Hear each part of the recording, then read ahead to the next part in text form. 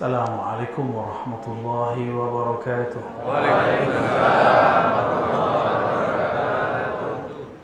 Alhamdulillah rabbil alamin, hamdal hamidin, hamdal mustaghfirin, hamdal dhakirin,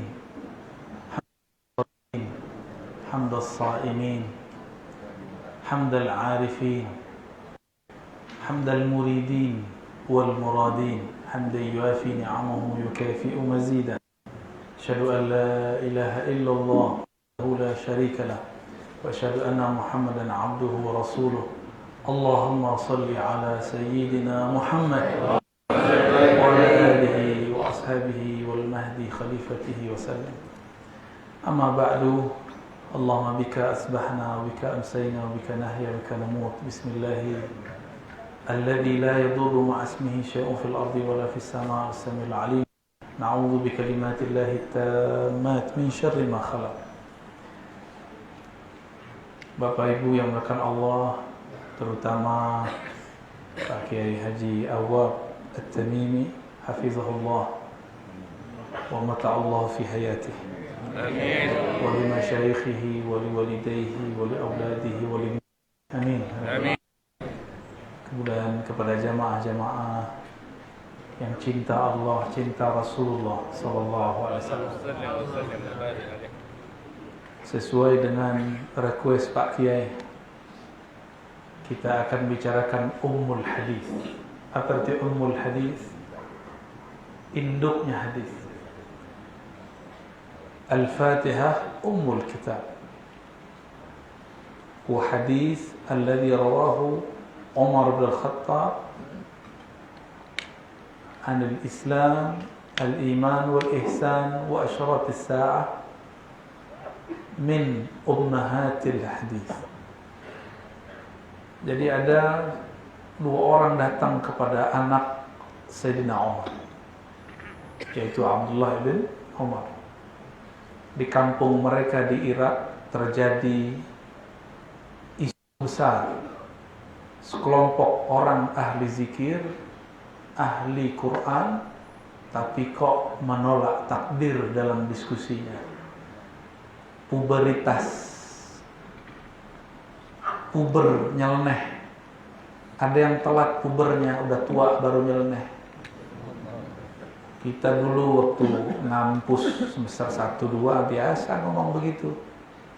Ini dia tua-tua masih nyeleneh. Itu terjadi dulu, jadi ini bukan kejadian baru. Jadi jangan tertipu dengan uzlah dan khalwatnya seseorang, karena ini terjadi di zaman itu. Apa kata orang-orang ini? Wahai anak Amirul Mukminin, di kampung kami ada orang yang ahli ilmu, tapi mereka mengatakan takdir itu tidak ada. Mereka tidak percaya dengan hadis-hadis Nabi. Benarkah demikian? Maka Sayyidina Abdullah bin Umar radhiyallahu ta'ala anhuma mengatakan, kabarkan kepada mereka, ana bari'un minhum wa hum bura'un minni. Kabarkan kepada mereka, aku terbebas, terpisah, terlepas tanggung jawab dari mereka. Mereka pun terlepas dariku. Kenapa? Karena aku menyaksikan ayahku berkalam bahwa Sayyidina Umar ayahnya pernah bertemu sosok yang tidak dikenal siapapun. Wajahnya sangat tampan seperti Nabi Yusuf, tidak berdebu, rambutnya sangat hitam, kulitnya pun sangat-sangat bagus. Tiba-tiba masuk ke halaqah Nabi. Istala'a alaina rajulun syadidu bayadus siyab syadidu sawadis sya'r. Itu lagi duduk-duduk. Inilah hebat majelisnya Nabi yang datang. Ada tamu-tamu dari Allah Subhanahu wa ta'ala. Kita sudah tahu yang datang ini siapa? Jibril. Apa maksudnya?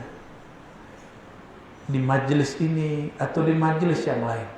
Jika di dalamnya ada wali, Pasti ada kekasih-kekasih Allah di kalangan malaikat pun menyerupai manusia datang. Istala'a alaina rajulun, tiba-tiba ada seseorang laki-laki masuk kepada kami. Maka hati-hati kalau bertemu seseorang, siapa tahu di samping kita bukan manusia. Saya bukan main-main Pak, ini serius.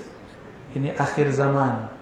Di akhir zaman malaikat tambah banyak yang turun, dan mereka kadang-kadang menyerupai manusia, kadang-kadang menyerupai hewan, menguji kita semua.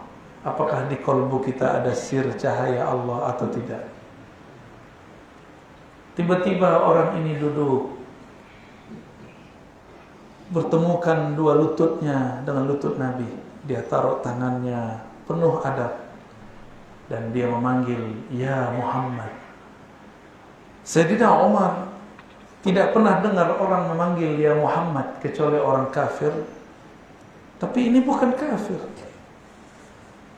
berarti dia makhluk yang spesial. Akhbirni anil Islam. Umar kemudian bingung, kok dia bertanya tentang Islam? Ternyata orang ini betul nyamar. Umar sudah punya sir, ini bukan manusia, tapi dia tidak berani mengatakan siapa. Karena kita nggak boleh tebak-tebakan beragama, ya. Kan sekarang banyak ilmu cocok logi, ya. Dukhonnya belum terjadi, udah dipaksa-paksain terjadi. Nggak terjadi, nggak minta maaf, ya. Tahun lalu, ya, ada yang maksain 15 Ramadan pasti terjadi dukhon. Tidak terjadi, dia tidak minta maaf kepada umat, tidak minta ampun kepada Allah. Cocok logi, ilmu baru. Lalu Nabi jawab, "Al-Islam an tashhada an la ilaha illallah." Islam itu amal zahir, dimulai dari syahadat. Tuqimus salah, kamu salat. Tu'tiyaz zakah, kamu bayar zakat.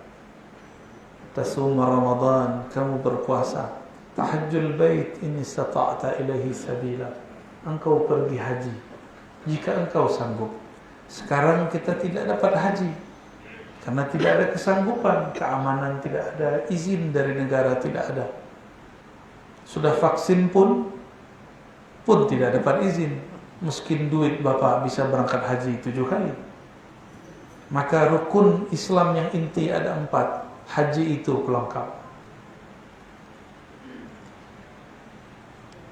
Lalu orang ini mengatakan, "Sadaqta, Anda benar." Kata Abdullah bin Umar, ayahku berkata, "Ajibna lahu yas'aluhu wa yusaddiqu." Kami heran, nanya kok malah mengiyakan. Jangan-jangan ini bukan bertanya, tapi malah mengajari kita. Ada yang ikut kajian Al-Badr malam minggu di YouTube. Itu tiba-tiba kalau sudah mau jam 3, ada yang nanya tuh. Itu bukan bertanya itu Pak, itu ngajar orang yang sedang hadir itu. Karena yang bertanya ini, dia bukanlah orang yang lebih jahil daripada saya, dia orang yang lebih alim daripada saya. Kira-kira seperti inilah modelnya. Lalu Nabi ditanya lagi, "Akhbirni anil iman." Apa itu iman? Jika al-Islam amal fisik, syahadat lidah, salat tubuh, puasa perut, zakat harta, haji umrah, harta, badan, jiwa. Tapi ini lain. Apa itu iman? Iman secara harfiah tasdiq bil qalb. Iman itu percaya di kalbu. Ini aslul iman. Pokoknya iman percaya di kalbu. Berarti urusan ini sudah masuk ke alam kalbu. Jadi babul iman, tapi kalbu itu diterjemahkan oleh akal. Maka babnya percaya, tidak percaya. Apa Nabi? Antu'mina billah. Engkau percaya kepada Allah, malaikat Allah, kitab-kitab Allah, rasul-rasul Allah, hari akhir. Dan diulang lagi, kalimat percayanya diulang cuma 2 kali. wa an tu'mina bil qadar. Engkau percaya kepada qadar. Apa arti qadar? Udah jadi bahasa Indonesia. Ukuran. Kita menyebutnya sekarang takdir. Air gelas ini bisa diisi penuh, bisa diisi separuh, benar? Itulah takdir. Ada orang yang mengisinya separuh, ada yang mengisinya. Nah, tapi takdir kita, kadar kita segini. Cuma orang memilihnya separuh. Maka sahabat Abdullah bin Umar menambahkan pemahamannya bil qadari khairihi wa syarrihi. Takdir apakah itu baik ataupun buruk. Ternyata baik buruk itu menurut kita, bukan menurut Allah. Saya mau tanya Bapak Ibu, corona itu baik atau buruk? Buruk. Buruk. Mulai ragu nih imannya. Buruk ya? Tapi ada baiknya enggak? Dulu kerja pulang pagi, berangkat pagi pulang pagi, Bang Toyi. Sekarang selama corona, mungkin sebelum PPKM ini dilonggarkan, kita bisa sholat dengan istri kita, bisa sholat dengan anak kita, kita bisa work from home, kerja dari rumah. Bener, itu baik atau buruk? Cuma yang nggak baik, dompetnya nipis.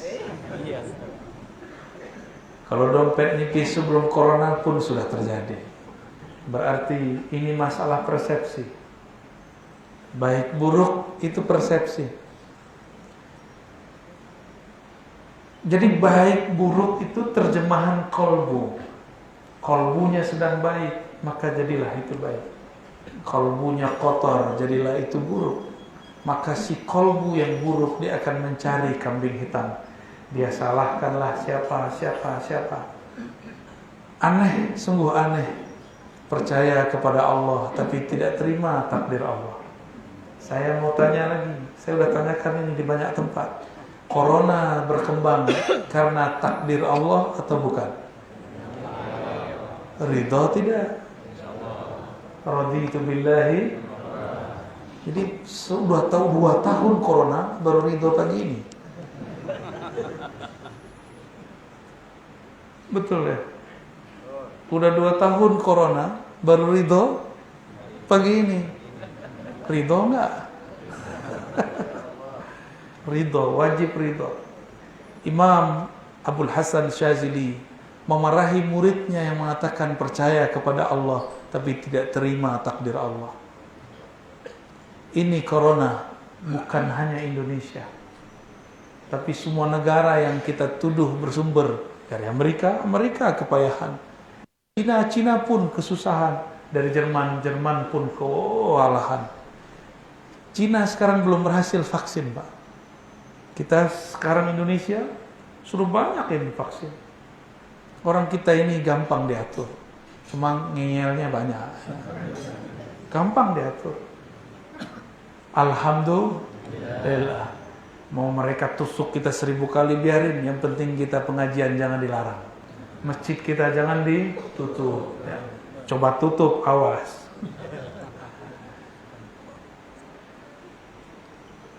Ini bab kolbu. Ini bab.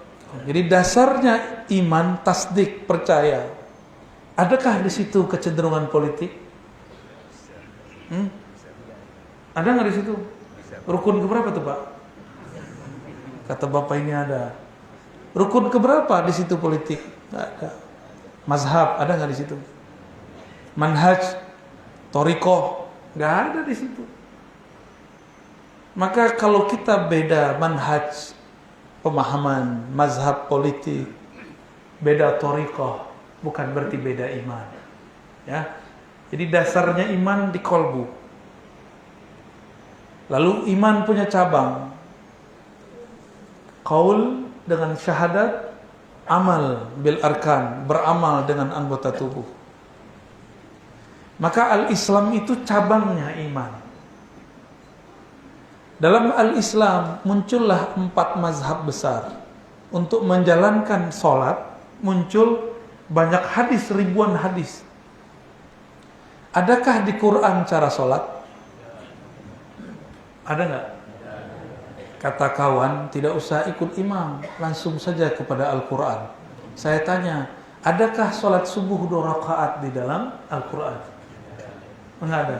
Serius? Wih, Al-Qurannya nggak sempurna? Bukan begitu. Al-Quran itu universal, umum. Maka dia tidak membicarakan yang rigid-rigid, yang detail-detail. Yang detail diterjemahkan oleh baginda Nabi Muhammad sallallahu alaihi wasallam. Maka Nabi Muhammad mengajarkan sholat subuh 2 rakaat. Ada sahabat yang menyaksikan Nabi berkunut, ada yang menyaksikan Nabi tidak berkunut. Tapi mereka sepakat bahwa Nabi sholat sunat 2 rakaat sebelumnya dan sholat subuh juga 2 rakaat. Tidak ada yang mengatakan, aku melihat Nabi sholat subuh 3 rakaat. Nggak ada ya? Di mana ketemu itu? Hadis. Tapi hadis pun beragam. Mulai dari hadis takbir, 1 takbir 1 hadis. Hadis iftitah 1 hadis. Kan sempat ramai kemarin. Ada ustadz kita, dia meneliti. Biasa penelitian kan bisa salah, bisa benar. Kata dia tidak ada kalimat ini wajahtu. Itu kan penelitian dia, tidak apa-apa. Kita juga meneliti, ulama lain juga meneliti, ternyata ketemu kata ini. Itu perdebatan sudah biasa. Karena hadis ini bercerai-berai. Hadis assalamualaikumnya di mana, hadis tahiyatnya di mana, hadis baca Qur'annya di mana, hadis rukuknya kemana-mana. Maka perlulah orang yang meriwayatkan amalnya Nabi, bukan hanya meriwayatkan berita amal Nabi. Kalau tadi berita amal Nabi namanya hadis, sekarang meriwayatkan cara mengamalkannya. Dan Nabi bersabda, "Shallu kama ra'aitumuni", salatlah seperti kamu melihat aku salat. Coba, siapa di sini yang sudah melihat Rasulullah salat? Nggak ada. Katanya langsung kembali kepada Allah dan Rasul. Gimana? Berarti nggak bisa kita langsung kepada Allah dan Rasul. Imam Syu'bah itu menyebutkan orang yang mengatakan Nabi bersabda tanpa pakai sanad, tanpa mengatakan dari fulan, dari fulan, dari fulan. Apa kata dia? Kazub, Anda pembohong besar. Bukan lagi kazab, kazub, pembohong yang besar. Maka mustahil hari ini kita baca hadis tanpa lewat imam. Bedakan imam hadis dengan fikih. Imam hadis, hadis artinya berita. Dia cuma mengumpulkan berita. Dia menjamak, mengkompilasi berita. Kalau imam fikih, dia tahu cara meramu berita, mana yang sahih, mana yang tepat. Jadilah itu sebuah mazhab. Maka mazhab itu bukan buatan imam. Mazhab itu adalah riwayat amalan Rasulullah sallallahu alaihi wasallam. Maka jangan heran ada hadis yang dhaif secara ahli riwayat, tapi sahih secara fuqaha. Ahli fikih bilang ini sahih. Dan itu banyak. Saya sudah kumpulkan lebih dari 100 persoalan. Yang sering kita contohkan dahulu, mungkin Bapak Ibu pernah mendengarkan kajian ini lewat Thariqat Yutubiyah. Ya, jamaah Yutubiyah. Mursyidnya Syekh Al-Yutubi. Karena mursyidnya Syekh Al-Yutubi, banyaklah cocok logi. Belum selesai satu video, ganti video yang baru. Itulah nasib Thariqah Al-Yutubiyah. Belum selesai ngaji kepada seorang syekh, sudah pindah kepada syekh yang lain. Akhirnya tidak pernah khatam ngaji satu bab. Nasib murid-murid Al-Yutubiyah. Saya pernah menyampaikan dulu di Riau, udah lama Pak, sebelum pandemi. Ada satu hadis dhaif menurut ahli hadis. Tapi ahli hadis ini mengerti fikih.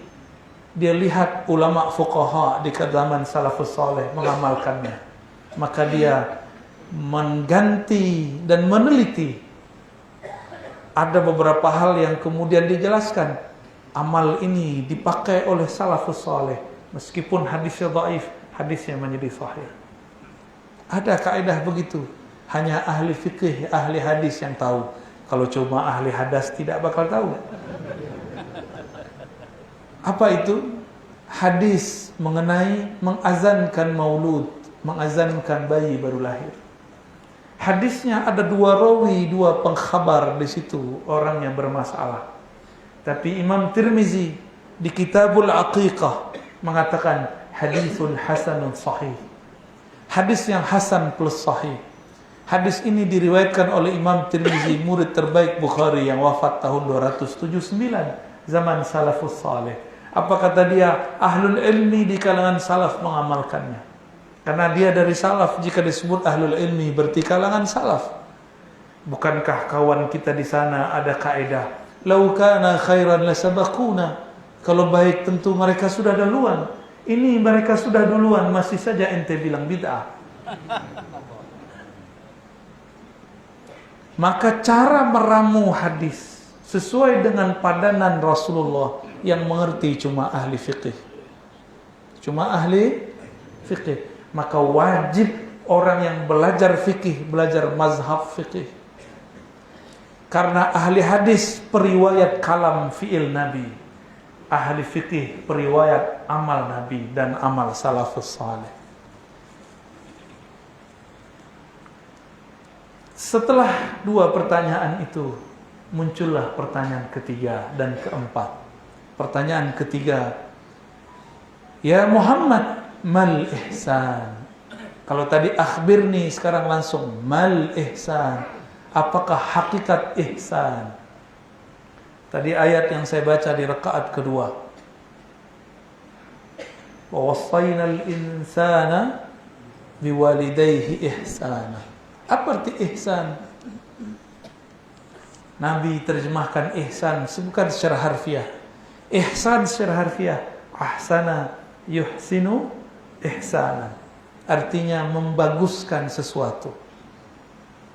Tapi Nabi tidak terjemahkan itu. Nabi menerjemahkan secara maknawi. Inilah dasar ilmu istilahi. Jadi kalau menerjemah sesuatu tidak boleh terjemah makna harfiah, harus terjemah istilah. Salat secara harfiah berarti doa. Apakah orang berdoa sudah salat? Belum. Belum ya? Benar. Selamat dari liberal ya. Nabi mengatakan anta'budallah ka'annaka tarah. Engkau beribadah seakan memandangnya. Sedangkan di Quran dikatakan la tudrikul absar. Tidak ada pandangan yang dapat mencakupnya. Sekarang Rasulullah mengatakan engkau ibadah seakan memandangnya. Ternyata ada kata kunci, ka'annaka tara. Seakan engkau memandangnya. Rasanya kita yang pandang, sebenarnya dialah yang memandang. Siapa yang sanggup memandang Allah? Mataharinya pun kita tidak sanggup lihat. Apalagi yang menciptakan matahari. Rasulullah tidak sanggup dilihat oleh Abu Bakar. Apalagi Abu Bakar memandang Rabbu Rasulullah, Tuhannya Rasulullah sallallahu alaihi wasallam. Jangan dikira Nabi Muhammad itu ketika Mi'raj terus pandang-pandang dengan Allah. Bukan begitu. Dalam hadis yang sahih Rasulullah ketika naik ke Arsy itu sujud kharra sajida. Beliau tersungkur bersujud di puncak Arsy. Itulah liqa ma Allah, bertemu dengan Allah Subhanahu wa taala. Maka kita saat sujud, kita sedang sujud dalam arasnya qalbu. Qalbu itu adalah singgasana Allah Subhanahu wa taala. Maka Nabi mengatakan engkau ibadah, menyembahnya, berubudiyah kepadanya seakan-akan engkau melihatnya. Tapi mungkinkah kita melihatnya? Yang ada dialah yang melihat kita. Yaraka, ya, hina takum. Dialah sebenarnya yang melihat engkau ketika engkau berdiri. Maka di saat itu, Lenyaplah pandang hamba dalam pandang Allah Subhanahu wa ta'ala. Tiadalah memandang kecuali Dia. Fa in lam takun tarah, jika engkau tidak hamba, fa in tarak, yakin. Abu Hurairah juga riwayatkan hadis yang sama. Dia riwayatkan dengan kalam yang lebih umum. Apa kata beliau? Anta'mal ka'annaka tarah. Engkau bekerja akan engkau melihatnya. Ini cocok untuk para pegawai, para pedagang, orang-orang yang bekerja, baik kerja dunia atau kerja agama. Engkau bekerja anta'mala ka'annaka tarah. Engkau bekerja seakan melihatnya. Jika tidak, maka merasa dilihatnya. Jika seseorang merasa dilihat, diperhatikan lewat CCTV, mungkinkah dia bermain-main dalam bekerja? Jika seseorang merasa diperhatikan dalam sholatnya, mungkinkah kolbunya iltifat, berpaling pada selain Allah? Allah memandang bukan zahir. Ketika kita sholat, Allah tidak pandang rida kita ini. Allah tidak pandang kopiah kita. Allah tidak pandang gamis sarung kita. Yang dipandang adalah kolbu. Yanzuru ila kulubikum. Inilah yang disebut muraqabah. Merasa intai mengintai dengan Allah. Pernahkah jatuh cinta? Pernah jatuh cinta ya? Atau jatuh cinta lagi? Kambuh katanya Pak Kiai. Puber yang terlambat. Kalau kita dulu waktu sekolah atau waktu masih muda jatuh cinta dengan orang yang di sudut sana, maka kita pandang memandang dengannya. Tapi kalau beradu mata, mata kita tidak sanggup melihatnya, jantung terasa mau copot. Benar. Dada berdesir, langit kayaknya mau runtuh. Padahal yang runtuh itu jenggot kita, Pak. Kita yang miler. Akhirnya, sebelum masuk kelas, sebelum datang ke tempat itu, kita rapikan baju, kita rapikan muka, kita perbaiki tutup kepala. Padahal muka yang diusap tidak pernah bertambah gagah, tidak pernah bertambah cantik. Tapi itu cara untuk membangun kepercayaan diri. Rambut digini-giniin, Pak. Padahal itu tidak pernah merubah cantik. Jilbabnya, padahal itu tidak pernah menambah kecantikan. Tapi itu cara gimmick supaya muncul rasa percaya diri, merasa dipandang. Jika kita hendak dipandang sang kekasih, merapikan baju, merapikan apa yang akan dipandangnya. Bahkan beberapa bapak ibu ini ada yang memasang cat di mukanya supaya terlihat mukanya putih.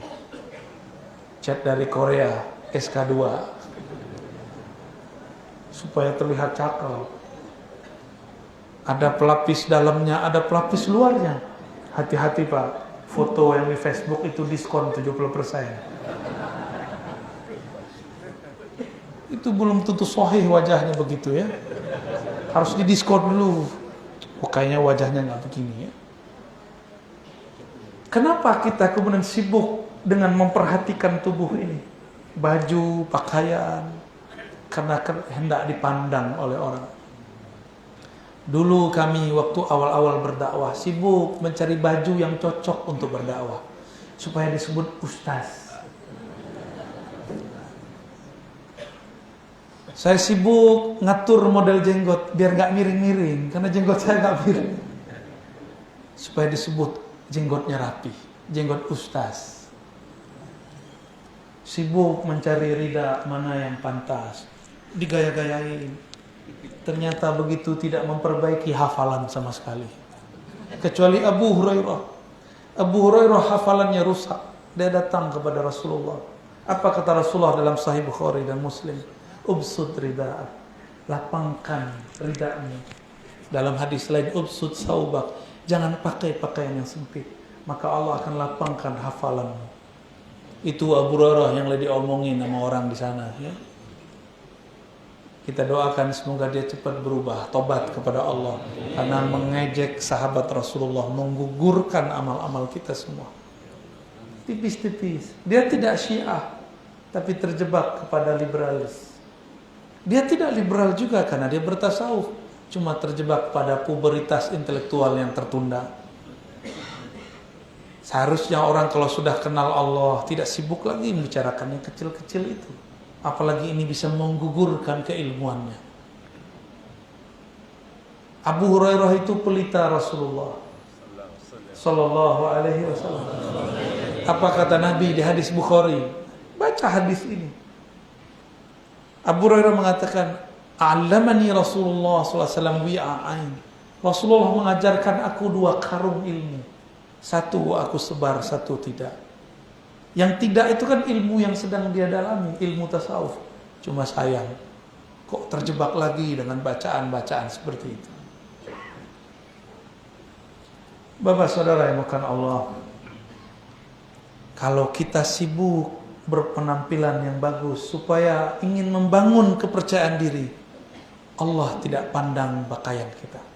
Maka sekarang nggak sibuk lagi dengan baju apa sajalah boleh. Ya, yang paling enak putih, nggak ketahuan kalau bajunya sudah pakai 2-3 kali.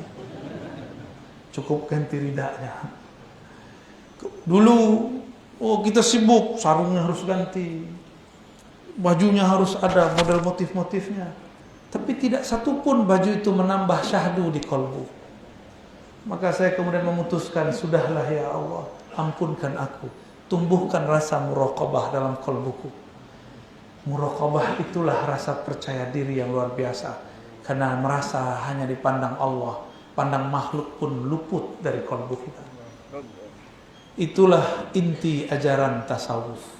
Maka al-ihsan melahirkan ilmu zuhud, ilmu tazkiyatun nafs, ilmu mengenai zikir.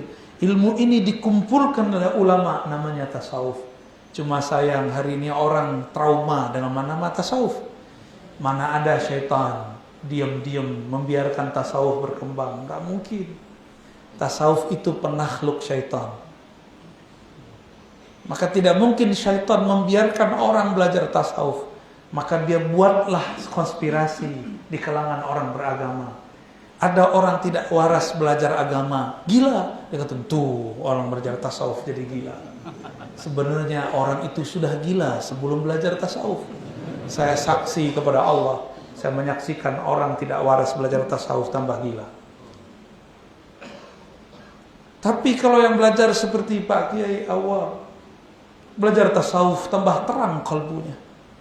Karena dia sangat waras akalnya, sangat terang jiwanya. Tapi kalau orang gelap pikirnya, dia belajar tasawuf tambah gelap juga. Bapak saudara makan Allah, jika tasawuf itu ihsan, menolak tasawuf boleh enggak? Jika tasawuf itu isinya ihsan, menolak tasawuf, menolak Rasulullah sallallahu alaihi. Cuma mereka sekarang kutip imam kita, Imam Syafi'i. Apa kata mereka? Imam ente ngomong. Emang Imam Syafi'i bukan imam ente juga? Jika orang bertasawuf pagi ini, maka sore dia akan seperti orang dungu. Ya salah. Kalam Syafi'i tidak bermaksud begitu. Imam Syafi'i nyindir orang pakai baju sufi yang saya sebutkan tadi, sibuk dengan penampilan zahir, tapi tidak ngaji. Saya suka sekali dengan redaksi Pak Kiai tadi. Kita di sini ngaji. Kalau ngaji aslinya ada kitabnya. Cuma kitabnya lagi saya hafalkan aja ya. Bapak cukup dengar saya aja yang bacakan hadisnya. Itu hadis 2 halaman. Ada yang hafal? Hadis 2 halaman itu. Hadis pertama di Sahih Muslim.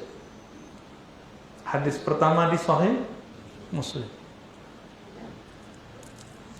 Dari al-ihsan ini muncullah ilmu tasawuf. Dari tasawuf muncullah namanya thariqah. Dari thariqah adalah mursyid, adalah murid, adalah cara zikir, adalah cara suluk, adalah cara kita berubudiyah kepada Allah supaya qalbu lebih terkoneksi kepadanya. Jika fikih merasa dipandang zahir kita, sedangkan iman merasa memandang dengan akal kita, sedangkan ihsan merasa memandang dengan ruh, dari kolbu masuk ke dalam ruh. Oleh karena itu tasawuf sulusuddin, tasawuf itu sepertiga atau rubu'uddin, seperempat agama. Ingkar tasawuf, ingkar seperempat. Cuma kalau ada orang sana anti tasawuf, kita maklumi, mungkin tasawuf dia tasawuf palsu. Dia buat definisi tasawuf sendiri. Tasawuf itu Rasulullah lah yang pertama mengajarkan. Inilah kalam pertamanya. Anta'budallah ka'annaka tarah. Engkau ibadah seakan memandangnya. Bukankah ini puncak dari beragama? Benar enggak? Berarti orang anti tasawuf tidak akan pernah sampai kepada puncak berubudiyah. Dia sibuk di urusan kaki jingkrang dan tidak jingkrang. Sibuk masalah tasbih. Ini bid'ah atau tidak? Bid'ah. Padahal Abu Hurairah pakai tasbih ini cuma 100. Abu Hurairah tasbihnya 2000. Bid'ah enggak? Berani yang bilang Abu Hurairah bid'ah? Berarti sama kelompok yang kemarin. 11-12. Ada bid'ah. Mana lagi ada bid'ah? Hah? Kayaknya semuanya di sakunya ada bid'ah ya. Ini itu cuma alat, bukan maksud. Al-maksud ya zikrullah. Maksud itu zikir, bukan di sini. Ini itu cuma alat. Enggak pakai ini pun kita zikir. Imam Salafus Saleh Sayyidina Al-Hasan Al-Basri wafat tahun 110 Hijriah. Disaksikan oleh muridnya Habib Al-Ujaimi. Apa kata Habib Al-Ujaimi? Aku melihat guruku Hasan Al-Basri menggunakan tasbih, padahal dia sahibul karamat, sahibul muraqabat. Beliau ahli ihsan, banyak karamahnya, murid-muridnya dari macam-macam negara. Kami bertanya, wahai tuan guru, engkau sudah menjadi ulama hebat, wali tersohor, kenapa masih menggunakan tasbih? Apa jawaban beliau? Wahai Ananda muridku, dulu kami mendapatkan muraqabah dengan pakai ini, maka setelah dapat muraqabah ini pun tidak kami tinggal. Disitulah kemudian Al-Hasan Al-Basri memberikan tasbihnya kepada Al-Ujaimi. Al-Ujaimi memberikan kepada Daud At-Tai. Daud At-Tai memberikan kepada Ma'ruf Al-Kharqi. Ma'ruf Al-Kharqi memberikan kepada Sirris Sakti. Sirris Sakti memberikan kepada Junaid Al-Baghdadi. Junaid Al-Baghdadi punya murid banyak sekali. Ada Shibli, ada Hallaj, ada imam kita dalam akidah Abul Hasan Al-Asy'ari. Makanya akidah yang paling pas untuk orang-orang yang ingin wusul kepada Allah, akidah Asy'ariyah. Kenapa? Beliau telah menyampaikan kaidah-kaidah akidah yang sesuai dengan salafus saleh. Lalu orang ini bertanya lagi, mata sa'ah, kapan terjadi kiamat? Nah, karena ilmu ini sekarang lagi ramai, ilmu cucoklogi. Apa jawaban Nabi? Mal mas'ul anha bi'a'lama minas sa'i. Tidaklah yang ditanya lebih mengerti daripada yang bertanya. Kita sama-sama tidak tahu rahasia kapan terjadi kiamat. Kiamat dalam bahasa Arab disebut sa'ah. Sa'ah artinya time, waktu. Kapan waktu terjadi kerusakan alam semesta terjadi? Jawaban Nabi, aku yang engkau tanya tidak lebih tahu daripada engkau yang bertanya. Rasulullah itu sebenarnya lebih tahu daripada yang bertanya. Yang lebih alim Nabi Muhammad atau Jibril? Lebih mulia Nabi Muhammad atau Jibril? Tahu dari mana? Terbid'ah lagi. Mana dalil? Gak usah pakai dalil macam-macam. Waktu Mi'raj, siapa yang tembus ke aras? Jibril tidak dapat izin menembus arasnya. Berarti yang lebih tinggi siapa? Jadi Nabi ngomong begini bukan berarti Nabi tidak tahu. Nabi belum dikasih tahu. Jibril pun tidak dikasih tahu. Tapi Sayyidina Jibril mengatakan, ya sudah, akhbirna Fatihah. Ciri-cirinya apa? Dikejar terus oleh Sayyidina Jibril. Dijawab oleh Nabi dengan ciri-ciri terjadi sebelum kiamat. Disebut dengan alamat sughra. Antalidal amatu rabbataha. Ketika seorang tuan terlahir, ya, seorang ibu melahirkan tuannya. Antalidal amah ibu atau budak perempuan melahirkan rabbataha, tuannya. Dulu kalau ada budak perempuan digauli oleh suami, oleh tuannya, lahir anaknya menjadi tuannya. Itu dulu.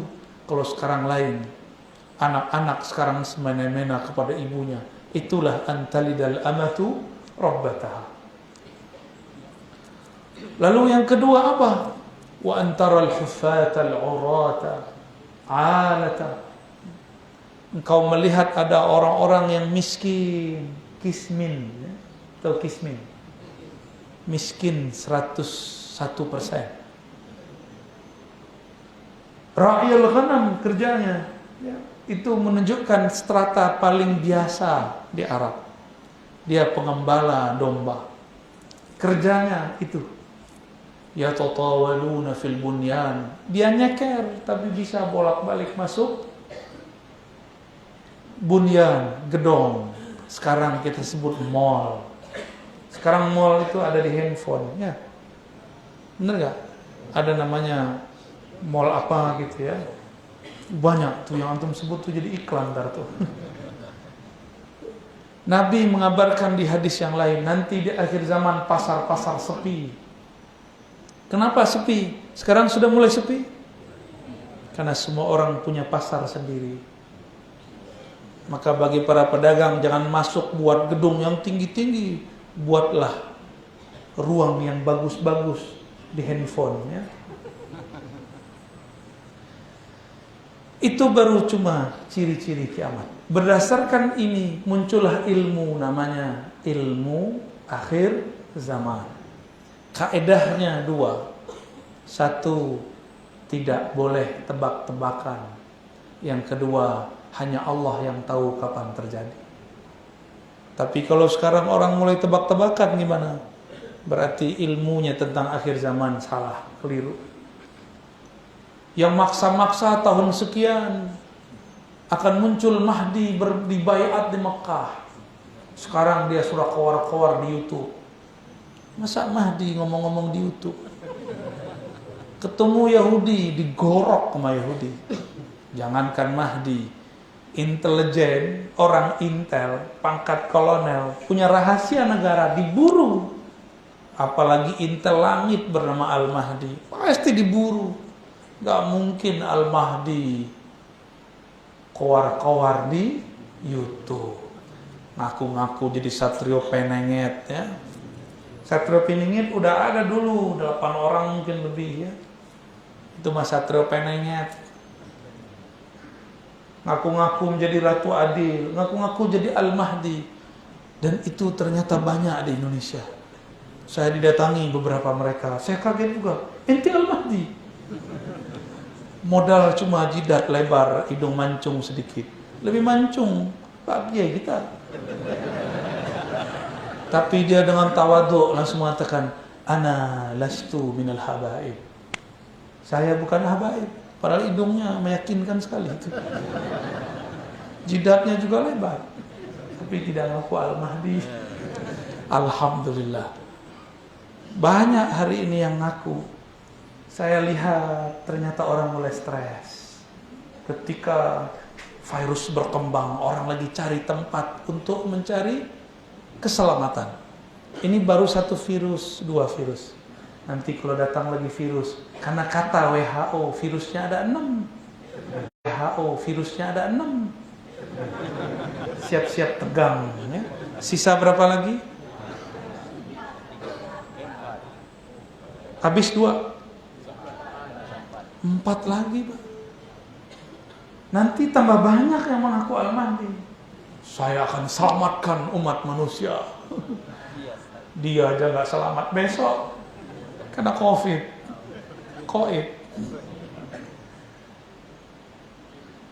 Nanti 2026, 2027, 2028 ini puncak-puncak orang akan banyak mengaku dirinya Al-Mahdi. Siap-siap untuk menolaknya, ya.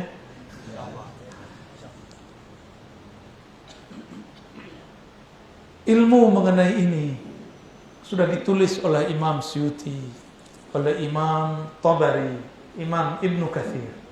Insyaallah kalau umur panjang nanti kita buat pembahasan man huwal mahdi. Insyaallah kita simpulkan hadis ini.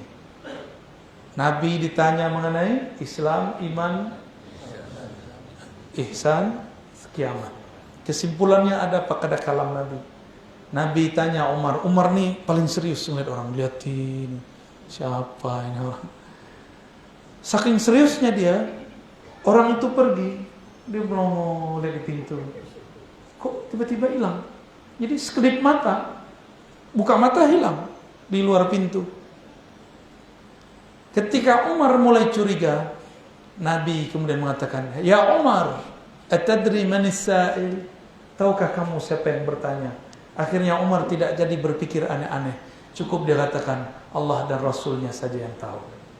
Ini adab. Ini adab kalau di hadapan guru. Tidak boleh show up, sok-sok alim di depan guru. Kecuali lagi ujian. Umar bukan lagi diuji. Umar lagi dialihkan Rasulullah. Apa kata Nabi? Zalika Jibril. Itu adalah Jibril kawanku. Ja'akum liyu'allimakum dinakum. Inilah kesimpulannya. Datang kepada kalian mengajarkan din kalian. Apa arti din? Agama. Dulu orang Melayu lama sebut ugama, ya. Agama berarti ada 4 pilarnya.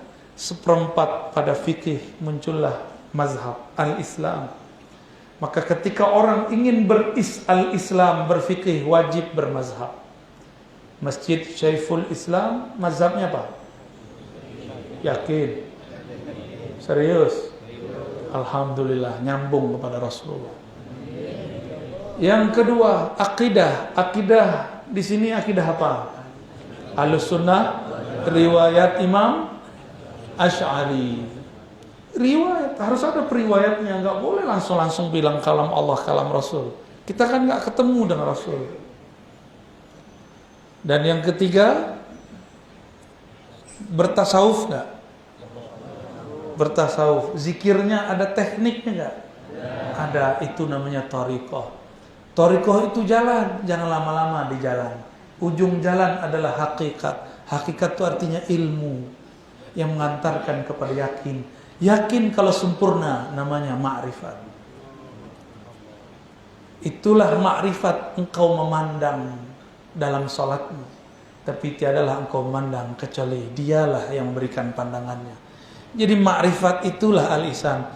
Kalau boleh kita terjemah, al-ihsan ma'rifatullah. Ihsan itu adalah ma'rifatullah. Ulama kita dulu mengatakan awwaluddin ma'rifatullah. Dan 1/4 terakhir, jika ingin sempurna agama, harus mengerti ahwal akhir zaman. Akhir zaman ini akan banyak yang mengaku dirinya kelompok Al-Badar. Al-Badar ditandai dengan gerakan 313 wali-wali kutub. Nanti akan banyak tuh tentara Al-Badar. Al-Badar. Akan banyak nanti. Hati-hati. Ini semua ada yang asli, ada yang tidak asli. Akan ada yang ngaku wali, dia bukan wali. Yang ngaku Mahdi, ternyata dia Dajjal. Ini zamannya. Maka jangan hanya berhenti pada ilmu thariqah, harus mulai belajar ilmu akhir zaman. Saya pun baru faham 2 tahun ini ketika diberi Allah hadiah corona. Maka saya bersyukur ada corona, karena saya mengerti ilmu ma'rifat akhir zaman. Inilah awalnya. Ya. Kalau Bapak Ibu umur panjang akan faham apa yang saya maksud. Wallahu a'lam bishawab. Oke. Ada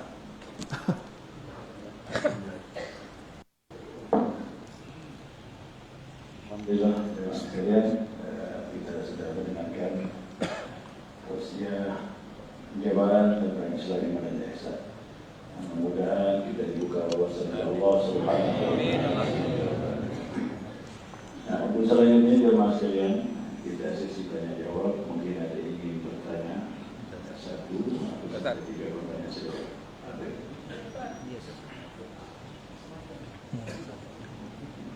Assalamualaikum warahmatullahi wabarakatuh. Waalaikumsalam. Terima kasih Pak Buya, Dr.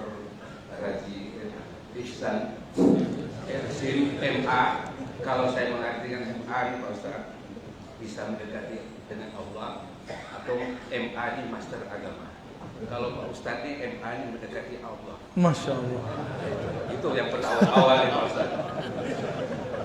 Saya tertarik apa yang Pak Ustaz bilang tadi, bahwa kita ini mendekati dengan Allah itu kita tidak bisa langsung ketemu Allah, karena Nabi saja ketika menemu Allah dia bersujud, dia tidak bisa memandang Allah. Contoh Nabi Musa, dia memandang Allah terhijab oleh gunung. Kita yang pertama Pak Ustaz tadi katakan bahwa kita cinta, bahwa cinta itu akan timbul daripada hati atau kalbu. Itulah insa. Apakah kita nanti juga dengan zikir yang disampaikan oleh guru kami Ustaz Awab At-Tamimi ini akan juga sampai apa yang Pak Ustaz sampaikan tadi, kalbu kita sampai dengan Allah, atau kita yang hadir di depan Allah? Sedangkan kita bersyukur-syukur pada saat ini, mimpi dengan Nabi saja itu betapa indahnya Pak Ustaz. Baik. Ini pencerahan ini perlu juga Pak Ustaz sampaikan kepada saya dengan teman-teman yang ada di sini. Dan saya selalu Pak Ustaz, sebelum saya tidur, barangkali juga saya buka YouTube Pak Ustaz. Bukan juga saya YouTuber juga, karena Pak Ustaz dalam satu dialog dengan ibu-ibu yang umurnya 70 tahun atau lebih kurang, dia sibuk dengan pekerjaannya di dapur. Itu salah satu yang saya ikuti di YouTube Pak Ustaz. Dengan adanya seperti ini, apakah kita bertemu Allah itu hanya kalbunya saja, atau Allah yang melihat kita dalam pandangan Allah, bukan kita memandang Allah? Baik. Itu aja Pak Ustaz. Mungkin ini bisa pencerahan di pagi subuh ini mendapatkan manfaat bagi saya, karena saya juga udah lepas daripada kesibukan Ustaz. Paling sok sibuk Pak ya. Ya, kurang lebih itu. Kalau saya nggak sok sibuk, Pak Ustaz akan memberikan kesibukan itu akan bisa menjadi yang tidak sibuk Pak Ustaz. Kami akhiri. Wassalamualaikum warahmatullahi wabarakatuh. Masya Allah. Satu-satu dulu ya. Apakah kita dapat usul sampai kepada rasa memandang Allah itu dengan zikir-zikir yang diajarkan guru? Tentu, karena Allah mengatakan dalam hadis qudsi, riwayat Imam Bukhari, hadisnya sahih, ana ma'ahu idza dzakarani. Aku bersamanya jika dia menyebut-nyebut aku, jika dia mengenang-enang aku. Jadi sebenarnya Allah itu sudah bersama kita, Pak. Cuma kita yang tidak merasa bersama Allah, karena kita belum kenal kepada Allah. Kalau kita kenal dengan Allah, Allah itu tiada satu biji zarah pun di alam semesta, melainkan di situ ada Dia, pandangnya, ilmunya, rahmatnya. Maka Allah ini dekat sekali. Tapi Allah itu paling dekat ke dalam diri manusia, karena diri manusia yang paling dalam itu adalah hembusan dari zatnya. Maka kedekatan diri manusia tidak hanya kedekatan ilmu, kedekatan zikir, tapi kedekatan penghembus dengan yang dihembuskan. Sangat dekat. Tapi jangan merasa GR dulu lalu merasa jadi Tuhan. Itu kelompok kebatinan yang zanadiqah, aliran zindiq, yang dulu oleh Syekh Nuruddin Ar-Raniri di Aceh pernah ditegur. Mereka mengatakan di dalam diri kami ada wujud Allah. Kelompok ini ditegur oleh Syekh Nuruddin Ar-Ramiri. Dia seorang mursyid Thariqat Qadiriyah, guru dari Yusuf Al-Makassari. Yusuf Al-Makassari ketika hendak mau berangkat ke Mekah, dia ngambil talqin zikir dulu ke Aceh kepada Syekh Nuruddin Ar-Ramiri. Disebutkan oleh Syekh Yusuf Al-Makassari dalam kitabnya. Jadi guru-guru kita dulu berthariqat semua, Pak. Bapak sebut semua pahlawan muslim semuanya berthariqat. Pangeran Diponegoro, thariqatnya Syafariyah. Pangeran Antasari di Banjarmasin, thariqatnya Samaniyah. Syekh Muhammad Arsyad Al-Banjari langsung berguru kepada Syekh Abdul Samad, dan juga guru Syekh Abdul Samad yaitu Syekh Muhammad bin Abdul Karim Saman berguru kepada Imam Saman. Semuanya berguru. Gak jauh dari Pontianak ini ada Sambas. Dulu di tanah Mekah ada orang yang imigrasi dari Sambas, namanya Syekh Ahmad Khatib As-Sambasi. Beliau pun berguru kepada banyak orang dan punya murid pun dari Arab dan selain Arab, habaib dan selain habaib. Dia punya dua zikir, zikir Naqsyabandiyah dan zikir Qadiriyah. Bernamalah thariqat dia, Qadiriyah wan Naqsyabandiyah. Apa salahnya disebut nama thariqat dia thariqat Sambasiyah? Tapi dia tidak mau sebut. Dia tidak mau menisbatkan zikir ini kepada kampungnya, tapi dia menisbatkan zikir ini kepada asli. Dan saya duduk di samping saya ada yang mewarisi ilmunya, murid dari Abah Jajan, ya. Alhamdulillah bersanad kepada Rasulullah Sallallahu Alaihi Wasallam. Nggak bersanad nggak nyampe, Pak. Coba naik lantai 2 tanpa tangga, bisa nggak?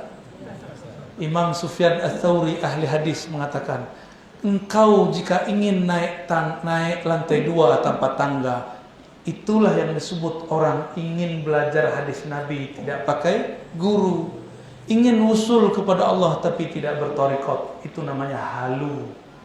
Tahu halu? Maka untuk wusul kepada Allah wajib berguru. Wajib berguru. Ya.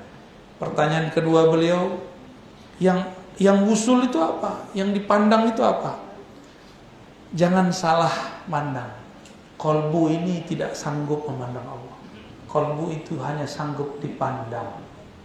Tapi sekali merasa dipandang itu muncul, mungkin antum akan bergetar. Baru sebut namanya. Jika terkoneksi kolbu dengan yang punya nama, wajilat qulubuhum, bergetarlah kolbu. Kalau kolbu bergetar, taqsha'iru minhu juludul ladzina yakhshawna rabbahum. Surat Az-Zumar. Jika disebut ayat Allah, dibacakan nama Allah, bergetar, merinding seluruh tubuh. Makanya diekspresikan dengan zikir yang bersuara supaya tubuh ini tidak meracau, nggak sakau, Pak. Jadi zikir itu dia punya candunya lebih dahsyat daripada narkoba, dan dia menghadang narkoba. Makanya dulu Sahibul Wafa, ya, Syekh Abah Anom itu ngobatin orang kecanduan pakai zikir keras untuk melawan sakau. Orang sakau dibawa zikir keras, sembuh. Pasti sembuh. Karena zikrullah, la ilaha illallah adalah afdal zikir. Zikir paling dahsyat. Langit bumi pun runtuh kalau la ilaha illallah ada. Nabi Musa bertanya, ya Rabb, khussani bi'amali. Khususkan dong aku dengan satu amal ya Allah. Itu Nabi Musa, karena beliau bisa berbicara dengan Allah. Apa kata Allah? Kul ya Musa, la ilaha illallah. Apa kata Nabi Musa? Ya Rabb, ini mah semua orang juga tahu. Saya pengen yang spesial. Nabi Musa aja alay dikit ya. Tapi sama Allah, manja-manjanya dengan Allah. Karena Allah itu nggak tegang, Pak. Allah itu senang dengan hamba yang bermanja-manja, yang beralay-alay ria dengannya. Itu yang disebut munajat. Munajat itu artinya bermanja-manja kepada Allah. Jangan manja-manja dengan makhluk.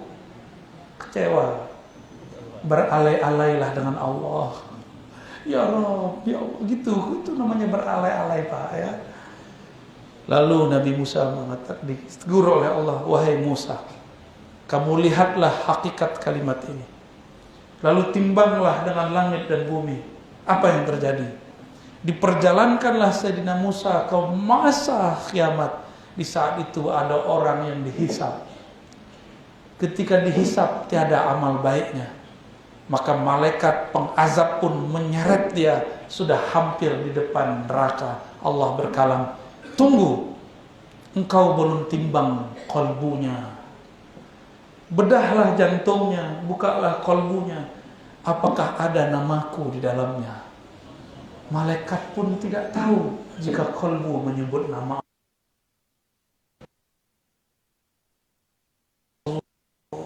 Itu tidak ada yang tahu kecuali hanya Allah.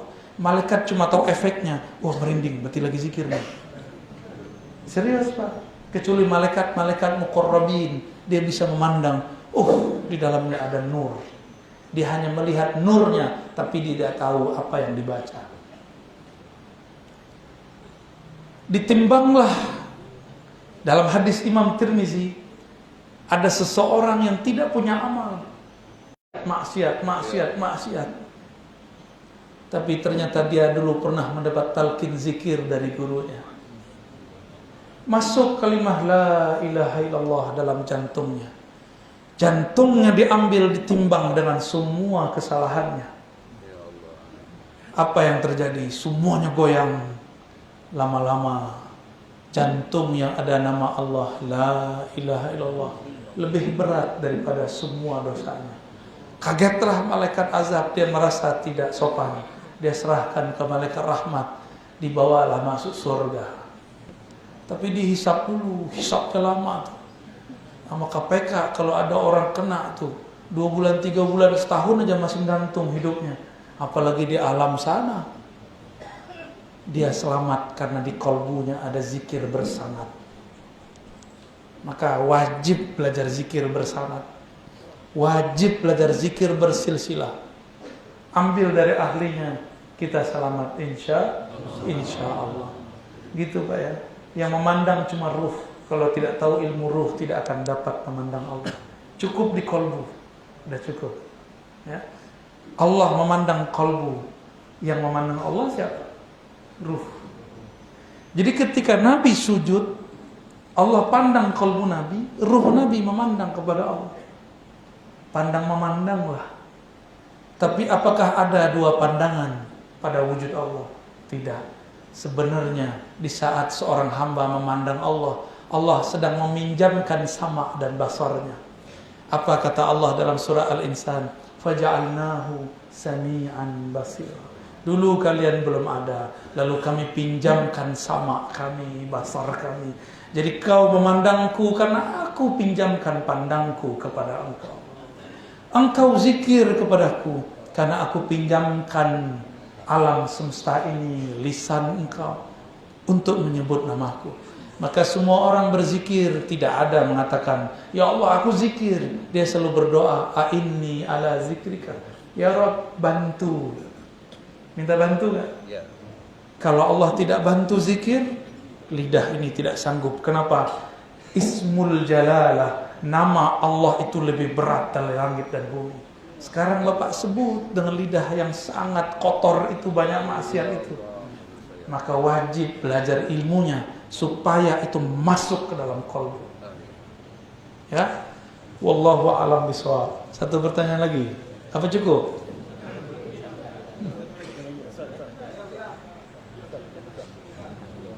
Oh ya. Assalamualaikum warahmatullahi wabarakatuh. Ustaz, mohon penjelasan tentang Nur Muhammad. Terus mungkin di luar tema Pak Ustaz, terus satu lagi Pak Ustaz, kalau kita lihat akhir-akhir ini banyak ulama-ulama kita, ustaz-ustaz kita, kiai-kiai kita pada ditangkap ini Pak Ustaz. Pandangan Pak Ustaz macam mana Pak Ustaz? Terus kami sebagai umat harus bagaimana? Apakah ini juga merupakan bagian dari takdir Allah? Mohon pencerahan Pak Ustaz. Terima kasih. Assalamualaikum warahmatullahi wabarakatuh.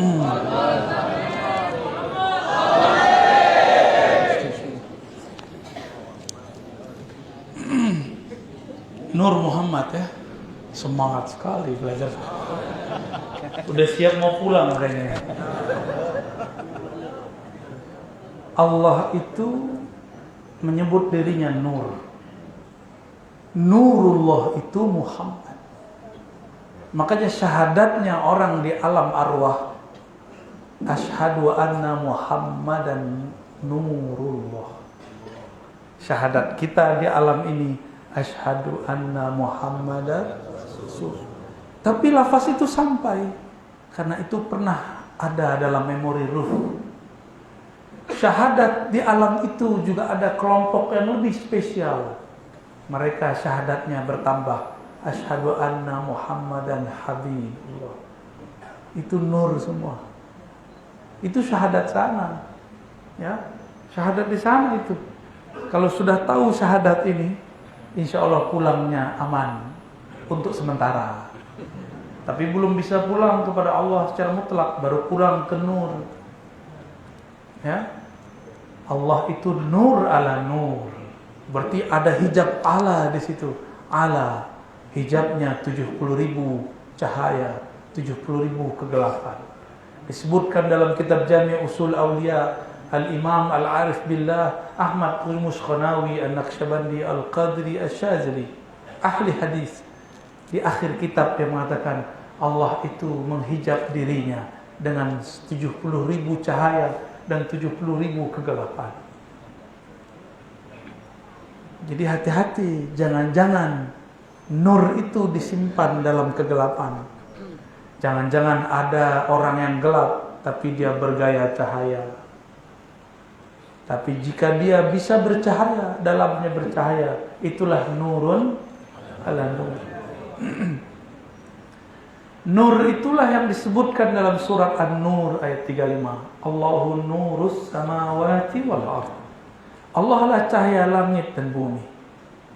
Langit dan bumi ini cahayanya dari Allah. Apa kata Allah kepada Nabi Adam? Hai Adam, kalau bukan karena Muhammad aku tidak ciptakan engkau. Allah sama aja lagi ngomong, hai makhluk langit, hai makhluk bumi. Makhluk langit sujud kepada Adam, makhluk bumi menjadi keturunan Adam. Maka kalam Allah ini kepada Nabi Adam itu sama dengan kalam kepada penduduk langit dan bumi. Karena penduduk langit sujud kepada Adam. Laula Muhammad ma khalaqtuka. Hadis Imam Hakim, hadis sahih. Kalau bukan karena Muhammad aku tidak ciptakan engkau. Itulah nur. Nur Muhammad sallallahu alaihi. Berarti sang Muhammad sudah ada nurnya sebelum tubuh Adam. Maka Nabi ditanya, mata wajabat lakan nubuwah. Hadis Imam Tirmizi, hadisnya juga sahih. Kapan engkau ditetapkan jadi Nabi?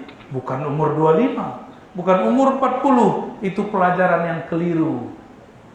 Tapi masih ada di buku-buku sekolah. Kita sudah tegur lama, tapi nggak ada yang hiraukan.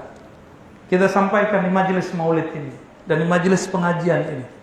Ya, maulid malam tadi saya sampaikan.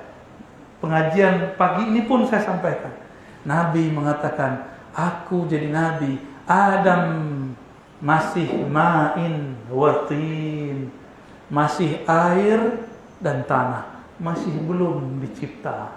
Aku sudah ada. Jadi Nabi, Adam belum dicipta. Berarti Nabi pertama siapa? Secara ilmu hakikat, secara ilmu syariat, Nabi yang pertama diutus, Nabi di surga. Nabi yang pertama diutus di bumi, Nuh. Nabi Adam tuh Nabi surga, turun ke bumi. Apa kata Nabi Adam nanti ketika di akhirat? Datanglah kepada Nuh. Ketika semua keturunannya minta pertolongan syafaat kepadanya, Nabi Adam nolak. Jangan kepada saya. Saya yang membuat kalian terusir dari surga. Padahal Nabi Adam tahu itu takdirnya. Tapi itu cara Nabi Adam ngeles. Nabi Adam bisa ngeles. Ngeles yang benar. Kalian ke bumi, itu saya penyebabnya. Ya iya, kalau nggak ada Nabi Adam nggak ada kita kan? Akhirnya beliau mengatakan, datang ke Nuh, dialah awal Rasul. Nabi Adam awal Rasul, Nabi di langit. Maka Nabi Adam tuh ngajarin malaikat.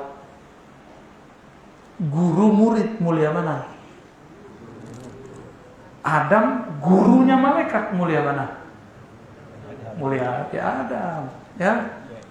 Jadi jangan heran, orang-orang yang dapat ilmu Nabi Adam itu malaikat tersungkur berkhidmat kepadanya. Hatta dia manusia biasa sekarang, itu malaikat bolak-balik masuk rumah dia tuh, khidmah kepada dia. Ada yang nganterin rezeki, ada yang jadi asbab rezeki, ada yang menghantarkan kesembuhan, ada yang mengantarkan kesabaran. Jadi Nabi Muhammad sudah ada sebelum Nabi Adam, hadisnya sahih. Saya tidak boleh cerita yang lebih awal lagi karena waktunya sudah mau habis. Bagaimana dengan masalah ustadz-ustadz ya? Ini masalah genting, berbahaya jika dibicarakan karena perspektifnya beda. Ya. Bahkan yang tadinya ngata-ngatain Densus kemarin udah nggak ngata-ngatain lagi. Itu Buya Anwar Abbas ya. Awalnya dia nyerang Densus, sekarang dia nggak lagi karena dia pun udah berubah persepsinya. Mengenai ada Habib ditangkap, ada Ustadz ditangkap, ini dua hal yang beda. Ini dua hal yang, tapi masalahnya sama. Satu, kita doakan Habib kita terbebas dari tuduhan teroris. Tapi si Ustadz ini positif terlibat dalam teroris. Habib punya orang dekat, positif hadir di baiat ISIS. Habib tidak. Bisa bedain masalahnya. Bisa bedain masalahnya. Ini negara Indonesia bukan? Ya, negara kita sah tidak? Mau nggak negara ini dijadikan seperti Irak, seperti Suriah? Maka kita doakan Habib supaya dijauhkan dari teroris-teroris itu, kelompok-kelompok ekstrim. Makanya sekarang diringankan, benar nggak? Karena Habib ahlu sunnah. Tapi si ustadz yang baru ditangkap, saya tidak tahu. Saya tidak tahu. Cuma yang saya tahu, dia termasuk ikut mempropagandakan apa yang di Suriah pernah terjadi, yaitu perang Sunni Syiah. Yang dia maksud Syiah itu kelompok Sufi. Saya menyaksikan perdebatan mereka dulu waktu multaqa. Orang-orang ini menyerang Pak Kiai, orang seperti Pak Kiai ini pengamal tasawuf, dituduh Syiah. Syiah dari mana? Ya. Maka mereka menyerang Sufi. Nanti majelis-majelis maulid, majelis-majelis zikir bisa jadi diserang mereka. Tapi saya yakin ustadz yang baru ditangkap, dia sudah mulai paham, maka dia pun tidak masuk. Cuma jejaknya terdata, terdetek. Kita doakan beliau yang sudah buat partai, kan buat partai ya. Kalau beliau buat partai berarti dia sudah tahu kita perjuangannya harus dirubah. Tidak lagi menjadi teroris. Menjadi partai berarti dia sudah mau seperti partai-partai yang lain, sudah mulai mengakui demokrasi, Pancasila. Tapi kita nggak tahu juga apakah itu siasat. Jadi khusus ini ada pembahasan panjangnya Pak. Nanti ada pembahasan tentang teologi Khawarij. Panjangnya bukan main.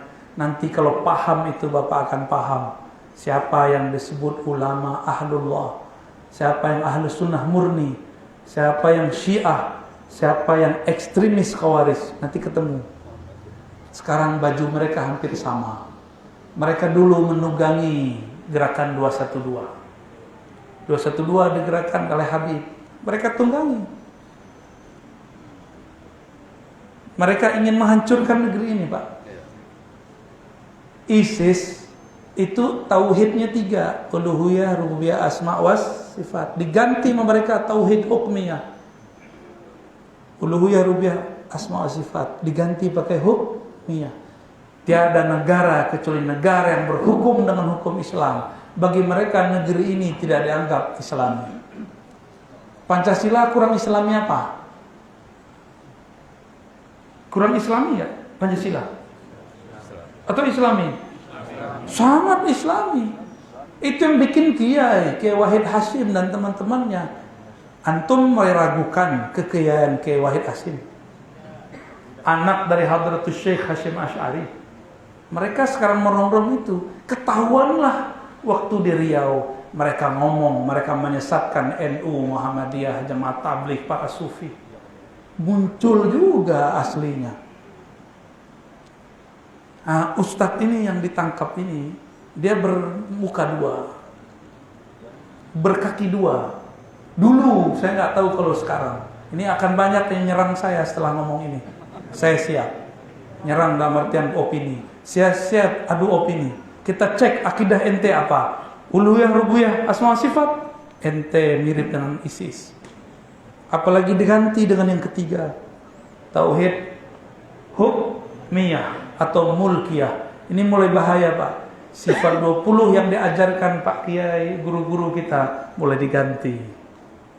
Mulai diganti oleh mereka. Saya dulu anti dengan polisi. Tapi setelah saya paham negeri ini, belum paham amat juga. Saya mendoakan semoga polisi dikuatkan oleh Allah. Kalau tidak ada polisi tentara, Pak, ini teroris sudah hancurkan negeri ini seperti Suriah hancur, seperti Irak hancur. Jadi kita doakan saja mereka. Itu sekarang polanya sudah beda. Saya tanya kepada orang-orang di polisian, itu yang nangkap ulama itu disiksa nggak ulama? Enggak, malah saya dibawa, Pak, ke sana. Saya lihat ternyata itu mereka ditahan, bukan ditahan, mirip-mirip kayak pesantren. Dikasih ketenangan, dikasih waktu untuk berpikir. Ditanya kembali, apa yang engkau benci dari negara ini? Ternyata beberapa mereka dicuci otaknya bahwa hukum di negeri ini bukan hukum Islam. Maka negeri ini negeri tauhid, Pancasila tauhid, Undang-Undang Dasar tauhid. Ini doktrinnya. Mungkin Ustadz yang baru ditangkap sudah mulai berubah. Semoga dengan proses hukum dia diselamatkan oleh Allah Subhanahu wa taala. Amin. Untuk ulama-ulama kita, habaib-habaib kita, kiai-kiai kita, masyayikh-masyayikh kita, dan orang-orang yang berjuang di jalan Allah. Semoga mereka dijaga oleh Allah. Semoga mereka dikuatkan oleh Allah. Dijaga dari kelompok-kelompok yang menyusup. Dijaga dari kelompok-kelompok ekstrim. Semoga negeri ini dipagari oleh Allah dari kelompok-kelompok penghancur, kelompok-kelompok khawarij. Allahumma bi'izzatika fansurna. Allahumma ansurna فإنك خير الناصرين اللهم انصرنا فإنك خير الناصرين اللهم انصر بلادنا وانصر أمراءنا وعلماءنا وحبائبنا وانصر المجاهدين بعزتك ونصرتك يا نصير يا عزيز يا الله يا رب محمد صلى الله عليه وسلم والحمد لله رب العالمين.